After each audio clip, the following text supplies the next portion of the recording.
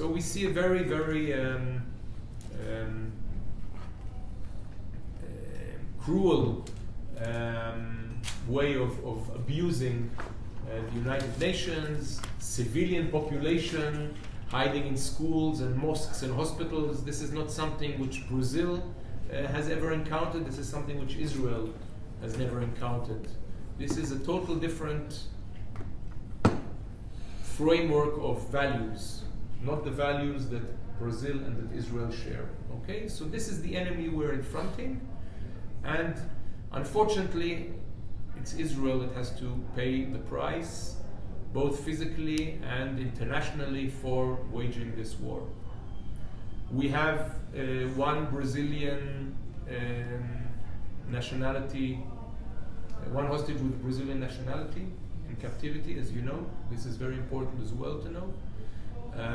We helped the Brazilian government in evacuating people from Israel and Palestinians with Brazilian identity or dual citizenship from Gaza. And what did we get in return?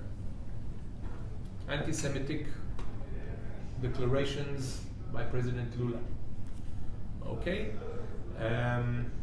And this is where I will put my final sentence and just draw the line that we've drawn, which is the red line. We are open, we don't like it, but we're open to criticism towards our government, towards our policies. Israel is not perfect. You know, you've been here now a little less than a week. You can see the Israeli public opinion, Israeli press. It's very, very critical. There is a lot of critique against the government of Israel. That is a legitimate criticism. Where it's not legitimate is when we have anti-Semitic declarations, whether it's by President Lula or by President Petro or by President Boric. They all happen to be in Latin America, unfortunately. Doesn't make Omer and my work much easier. But this is where the red line is crossed for us. We cannot accept or tolerate putting our own, not only right for self-defense, but our legitimate right to exist in question.